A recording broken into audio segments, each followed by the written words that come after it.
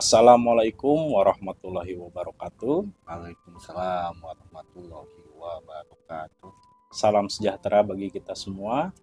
Shalom, Om Swastiastu, Namo Buddhaya, salam kebajikan, salam rahayu.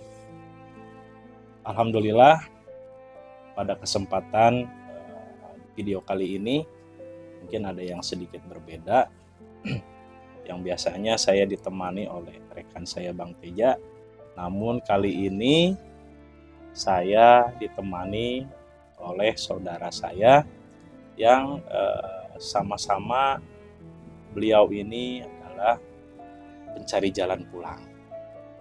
Baik, langsung aja kita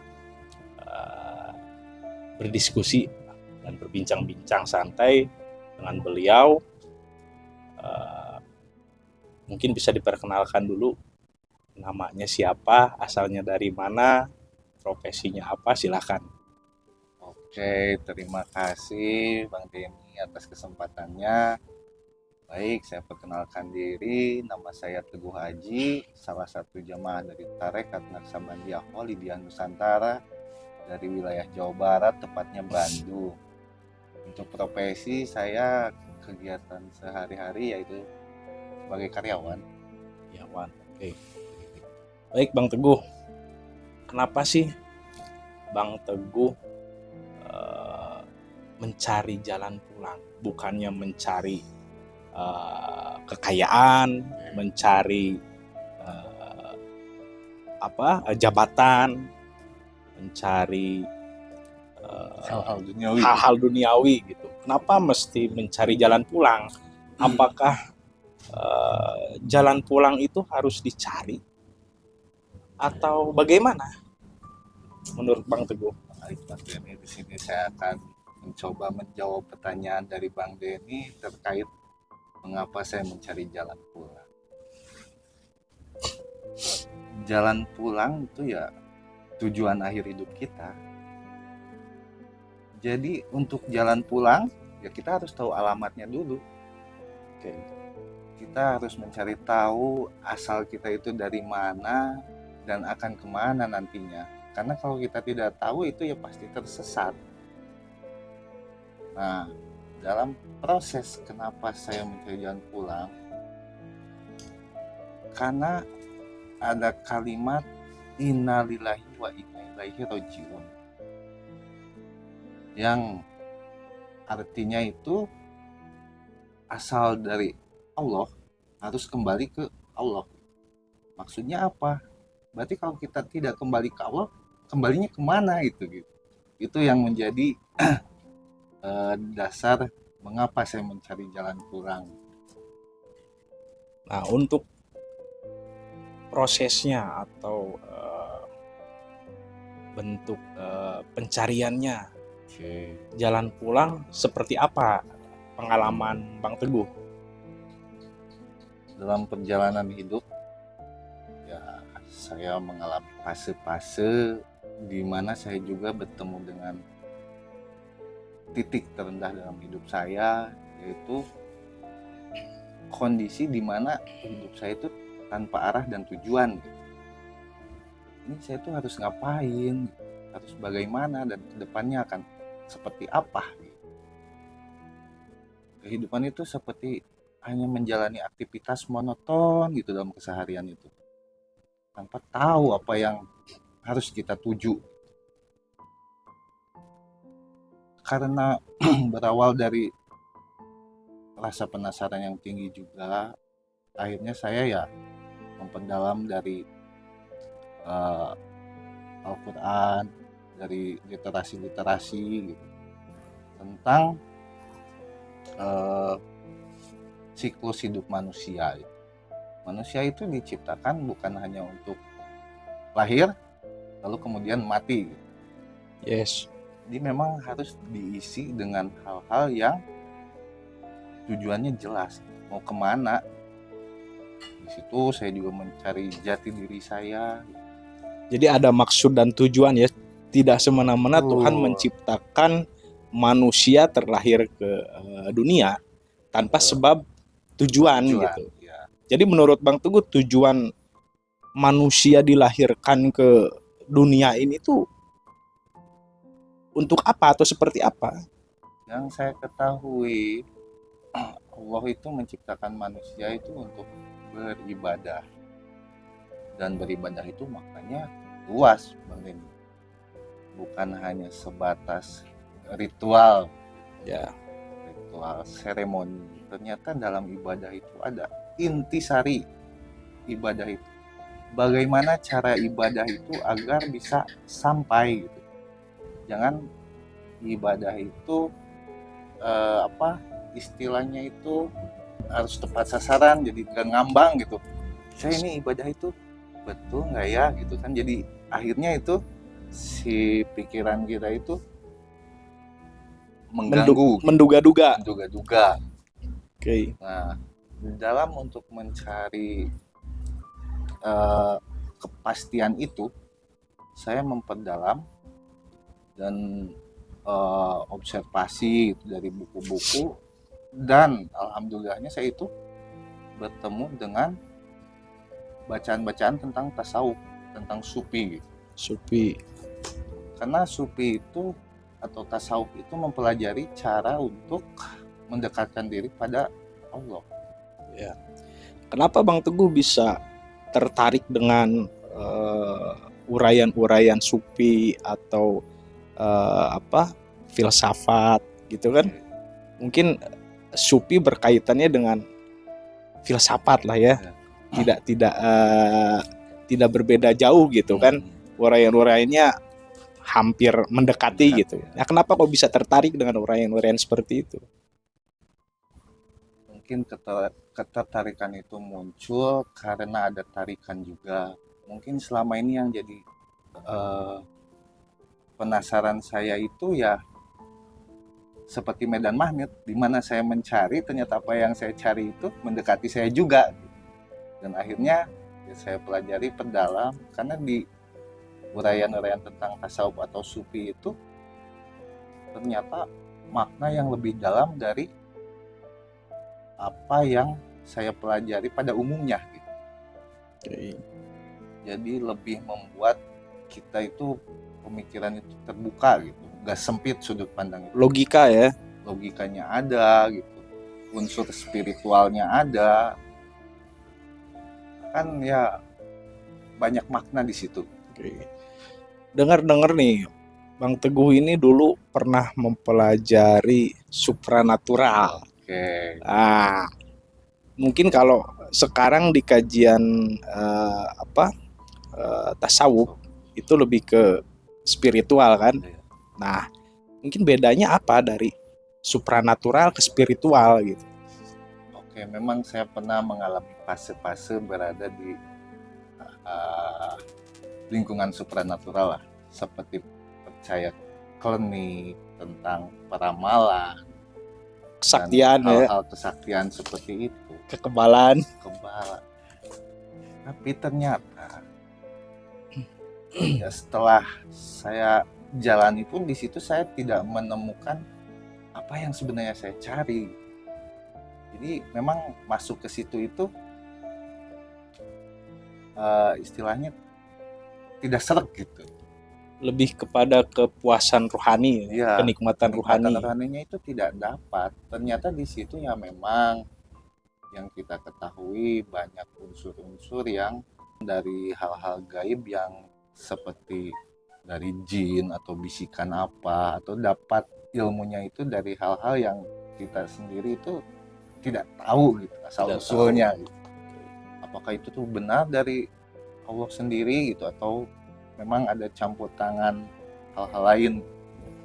Nah, lalu di situ saya mencari lagi apa ini yang salah, yang sehingga membuat batin saya itu tetap saja gitu tidak terpenuhi gitu. Ternyata ada ilmu yang di atas supranatural, yaitu apa istilahnya Bang Denny? Spiritual. Spiritual itu tadi. Spiritual itu lebih kepada kesadaran kita, di mana kesadaran kita itu dibangkitkan untuk naik dimensi ke kesadaran yang lebih tinggi. Oke. Ternyata Tuhan itu ada di dimensi yang paling tinggi atau maha tinggi gitu. Sedangkan kalau supranatural itu dimensinya ada di dimensi rendah. Berarti harus kemana kita itu gitu? Apa yang kita tuju gitu? Kalau tujuannya Allah, berarti kita harus Naik ke atas naik ya. gitu. Itu salah satunya dari jalan spiritual. Jadi bedanya kalau dari supranatural itu kita akal kita masih bisa ngatur mungkin ya. Bisa pesan oleh Bisa akal. pesan oleh akal. Saya ingin ini, saya ingin itu, dan itu bisa instan gitu. Bisa instan. Siapa itu yang mengabulkan? Kita nggak tahu gitu kan. Itulah. Berarti selain Tuhan yang mengabulkan itu adalah ada faktor lain. Ada faktor lain ya di balik itu. Balik itu mungkin ya itu salah satu yang bisa menyesatkan manusia. Manusia mengiranya itu asalnya dari Tuhan.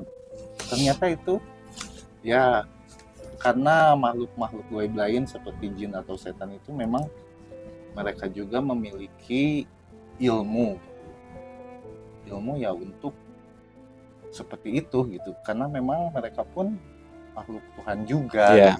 yang memang tugasnya itu gitu. Ya. Mungkin bedanya apa nih yang dirasakan Bang Teguh ketika menjalani supranatural dan sekarang setelah menjalani spiritual, apa yang dirasakan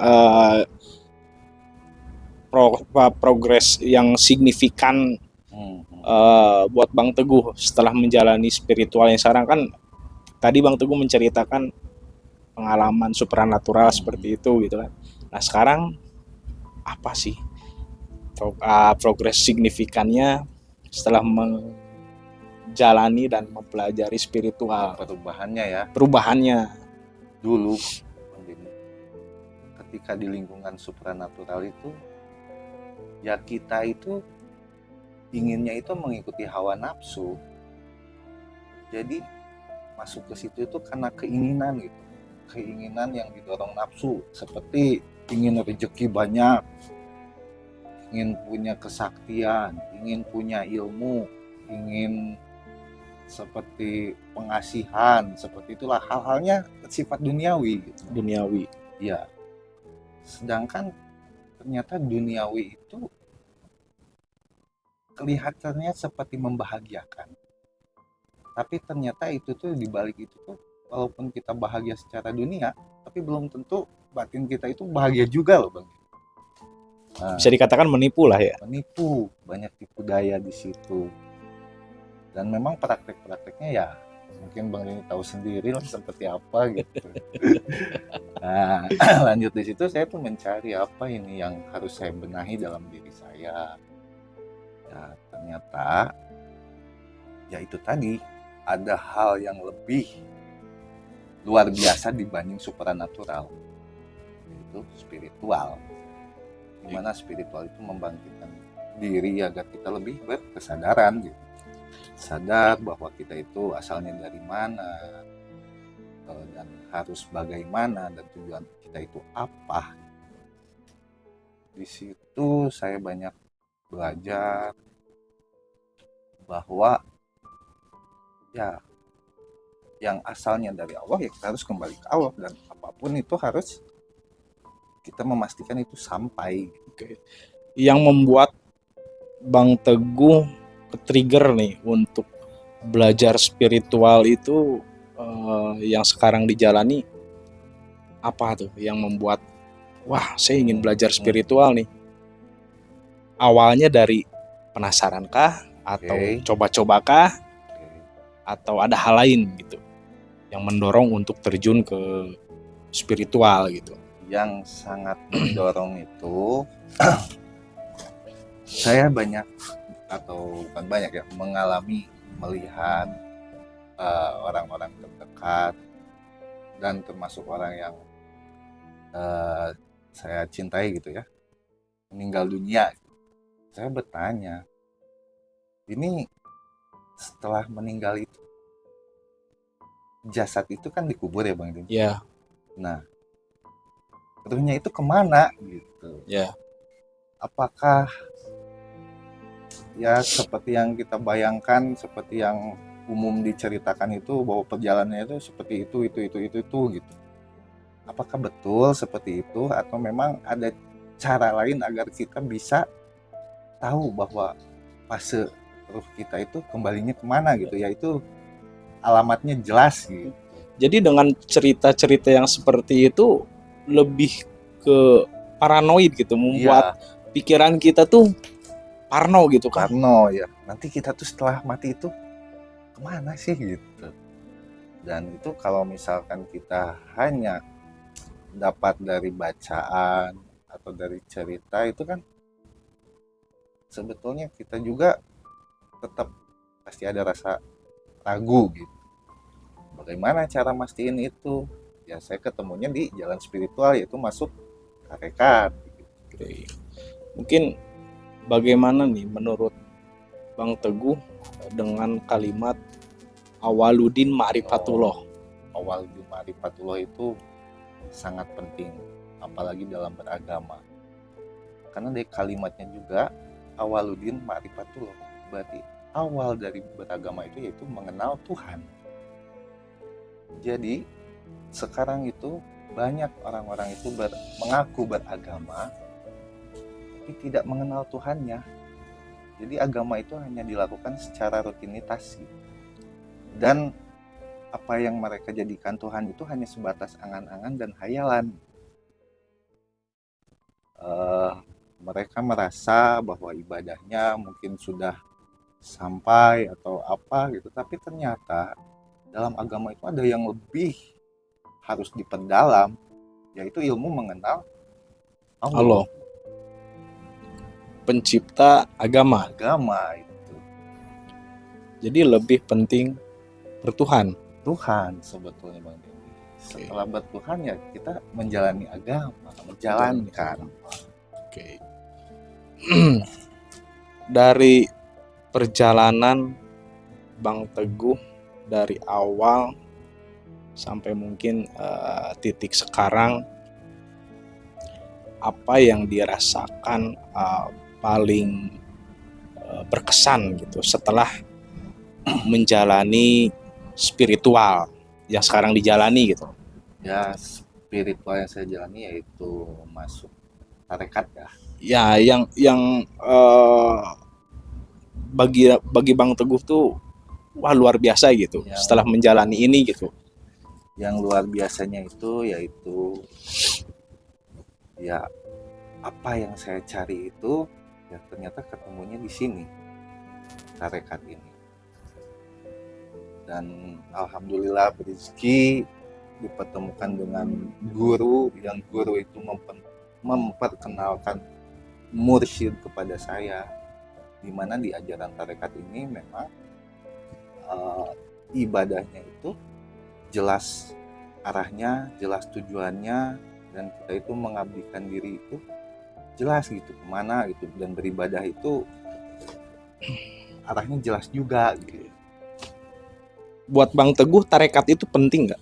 Sangat penting Bang Tim, karena ada tingkatan itu dalam beragama itu. Pertama syariat, Syariat. kedua tarekat, ketiga hakikat, keempat makrifat. Jadi kita itu tidak hanya terbuai di syariat aja, tapi harus ditingkatkan, Upgrade. Bang Denny. Ternyata ya sekarang itu banyak yang terbuai hanya sampai di situ tanpa mempelajari yang lebih tinggi dari itu. Ternyata setelah diperdalam itu ya banyak buah-buah yang memang membuat saya pribadi itu, oh ternyata selama ini kita itu terdogma. Jadi sudut pandang kita itu sempit. Tapi kalau di tarekat itu setelah diperdalam ternyata sangat luas Bang. Bertambahnya sudut pandang. Sudut pandang bertambah, terbuka pikiran, dan dalam menjalani kehidupan ini jadi lebih bijak, lebih toleran.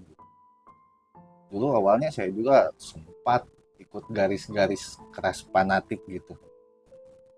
Nah, ngomongin itu ya Bang Denny, saya dulu sempat kepikiran, kok ada Islam sama Islam tapi berantem Bang Denny. Islam mana yang harus saya ikuti gitu. Apakah Tuhannya ada dua? Wah, nggak tahu saya tuh Bang Denny. Tapi Ya, mungkin sekarang kan secara logika Hmm, orang sesama Islam aja dia bisa berantem, dia bisa berperang gitu. Kalau kita lihat dari sudut pandang hakikat, Tuhannya kan satu, Bang Teguh. tuh Kok bisa berantem? memperebutkan apa? Memperebutkan apa itu Tuh, yang apa yang di saya kurang dijadikan paham. bahan berantem itu apa sih? Ya, mungkin terlalu inklusif kalau kita membicarakan Islam. Mungkin dia salah satu agama atau agama lain pun sering ada gesekan gitu lah. Betul. Ya dari sesama Islam aja sekarang banyak yang berbeda pendapat, Beda pendapat. berbeda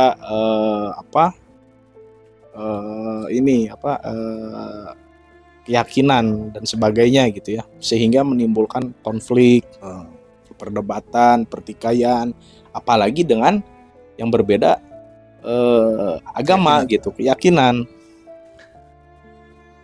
Saya di situ, dulu saya pernah membaca salah satu kali. Perbedaan itu adalah rahmat. Kenapa disebut rahmat? Agar kalian semua itu saling mengenal. Untuk setelah saling mengenal, saling tahu lah gitu. Berarti kalau udah kenal, tahu ya berkehidupanlah yang baik gitu. Ya. Sesama makhluk Allah. Jadi dengan adanya perbedaan itu Harusnya sebetulnya mempersatukan, gitu. betul, sebetulnya membuat kita tuh menjadi indah gitu ya. Karena kalau logikanya nih, kalau misalkan nama orang itu semuanya sama. Misalkan nama orang itu Teguh semua. Saya Teguh ini, Teguh ini, Teguh. Kan bingung kalau untuk manggil orang itu Teguh, kalau dipanggil Teguh datang semuanya kan. Itu dari nama, belum lagi dari bentuk. Kalau semuanya bentuknya Sama itu kan sulit membedakan. nah itulah maha besarnya Allah itu situ. Membuat perbedaan itu ya buat saling mengenal dan Jadi mempersatukan. tidak untuk dipermasalahkan dan untuk dijadikan pertikaian ya. Betul. Dari perbedaan itu kan. Oke. Mungkin ada lagi yang mau disampaikan Bang Teguh mengenai perjalanan spiritualnya terhadap kehidupan yang akan dijalani sekarang gitu. Baik Bang Denny, mungkin bagi saudara-saudara yang menyaksikan, bila mana memang mau mencari jalan pulang, ya yang saya pribadi alami itu ya masuk tarekat. Karena di tarekat itu ya memang, tapi tarekatnya yang bermetodologi ya. Di situ sangat dijelaskan bagaimana cara, arah, tujuannya itu memang ya jelas, dan saya mengalami sendiri gitu. Di situ tidak ada keraguan lagi. Tapi kan ada sebagian orang Bang Teguh yang mengatakan bahwa tarekat itu bid'ah atau tidak seperti yang dilakukan oleh Nabi Muhammad katanya gitu. Sebetulnya yang saya pernah pelajari bahwa ya praktek tarekat itu dari dulu itu sudah ada, cuman belum dinamai tarekat. Jadi nonem ya dulu. Nonem dulu, kesini barulah dikasih merek gitu Bang Denny. Biar tidak tertukar atau sebagai ciri. Ya. Oke. Karena ada salah satu ya yang dalam tarekat ini saya temukan, yaitu ternyata kita ini di sini itu ya mempelajari dan menjalani seperti apa yang pernah Nabi kita jalani juga gitu. Yaitu sistem beragama itu yang bermetodologi, yaitu di situ ada proses baiat, ada zikirnya, terus ada suluknya, dan berbakti gitu. Bakti ya bakti untuk kepada Tuhan. Baiat itu kan kalau nggak salah seperti apa yang disampaikan Nabi, mutu qabla anta mutu, mati sebelum mati. Ya, Nah, itu prosesnya di baiat mungkin ya Bang Teguh, Ya. kalau di tarekat ya. tarekat itu di baiat. Ya di baiat itu adalah proses penanaman nur. Itu Bang Didi. Dan mungkin pada umumnya ya banyak proses-proses baiat di tempat-tempat lain ya. Ya itu mungkin punya cara tersendiri. Gitu Bang. Kalau kita pernah baca nggak Bang Teguh dari riwayat Nabi? Saya tuh kalau nggak salah pernah baca Nabi Muhammad pada saat beliau usia muda, Ya. dadanya dibelah, Ya. gitu kan, dicuci Cuci kolbunya oleh malaikat Jibril. Ya. Apakah itu seperti yang dilakukan di tarekat gitu? Ya, betul Bang Den. Jadi proses itu ya ada di Al-Quran ya, di Asyura 52 ya. Ya, Ditanamkan oleh iman dan kitab itu ya baiat gitu, Bang. baiat. Mutu qabla anta mutu. Oh iya, itu proses aktivasi rohani kita gitu. Oke. Jadi dibangkitkan. Kenapa sih rohani kita harus diaktifkan? Sebetulnya kita awal kecil lahir itu rohani kita itu aktif. Seiring bertambahnya usia, bertambah pengetahuan, dan mungkin sudah muncul nafsu, itu si rohani itu ya tertutupi Bang Ding. Tertutupi sehingga si jasmaninya itu menguat, rohaninya malah jadi melemah. Gitu. Sedangkan yang nanti kembali kepada Allah itu ya rohani gitu. Karena berasal dari maharuh. Kutiupkan sebagian ruhku, maka beribadahlah kepadaku. Berarti kalau ruh itu sebagian dari maharuh. Oke. Gitu. Mungkin maksudnya saat kita kecil tuh, manusia saat kecil itu ruhnya penuh, bersih lah ya, masih suci, belum terkotori.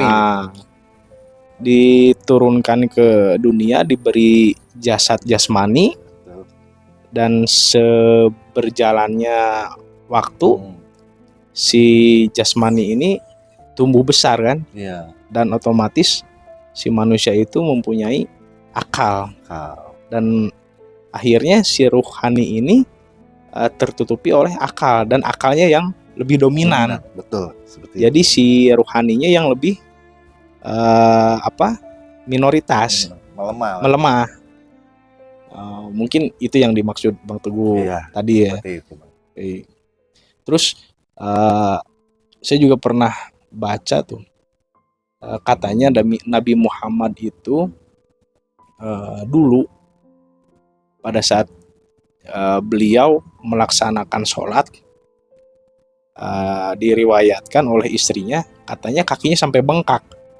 Itu maksudnya seperti apa? Apakah sholat yang diceritakan dari fikih itu katanya untuk dapat oleh Isra Mi'raj itu beliau sholat sampai ratusan rakaat gitu. Menurut Bang Teguh itu gimana ya? Yang saya pahami di situ dan ketemu jawabannya di tarekat ini, ternyata inti dari sholat itu adalah zikir. Zikir itu adalah mengingat. Dan pada umumnya kan yang diceritakan itu Nabi sholat sampai kakinya bengkak. Menurut saya, kalau ketika kita melaksanakan sholat, otomatis kan tubuh kita itu bergerak. Kalau bergerak itu kan ada gerakan. Sedangkan kalau misalkan bengkak itu ya seperti prosesnya itu ada bagian-bagian yang tertekan gitu. Maksudnya Statis. statis ya. Kalau gerakan sholat itu kan dinamis gitu kan. Yes. Nah, berarti sholat yang seperti apa yang dilakukan Nabi pada waktu itu sehingga membuat sampai bengkak gitu. Apakah sholat dinamis atau statis gitu. Dua-duanya juga sholat mungkin. Sholat, ya. Cuman yang lebih dimaksudkan oleh riwayat tersebut adalah sholat yang statis mungkin ya. Itu duduk berzikir. Mana di situ Nabi ya sampai pada puncak kesadaran. Itu Mi'raj itu. Mi'raj. Ya. Seperti itulah Bang. Oke. Ada lagi mungkin yang ingin disampaikan, diutarakan untuk saudara-saudara yang sedang menyaksikan, yang mudah-mudahan bisa bermanfaat untuk saudara-saudara kita dari pengalaman Bang Teguh dan yang didiskusikan pada kali ini gitu. Mungkin pesannya ya dari pengalaman yang saya alami, kita beribadah itu ya memang harus meningkatkan di situ ya tidak cukup hanya di syariat saja, bahwa ada tahapan-tahapan selanjutnya loh gitu, bahkan untuk bisa sampai mengenal Allah. Masa kita beribadah tapi tidak kenal sama Tuhannya, jadi apa yang kita sembah kalau kita tidak tahu apa yang kita sembah gitu. Makanya harus kenali dulu gitu, Bang. Jadi ada titik senternya ya. Titik center, tahu kemana arahnya itu gitu. Mungkin sekian yang dapat kami sampaikan. Mudah-mudahan bermanfaat. Mohon maaf apabila ada hal yang kurang berkenan atau ucapan yang kurang berkenan. Mohon dimaafkan. Sekian dari kami. Wabillahi taufiq wal hidayah. Waridho wa inayah. Ilahi anta maksudi waridho kamatubi.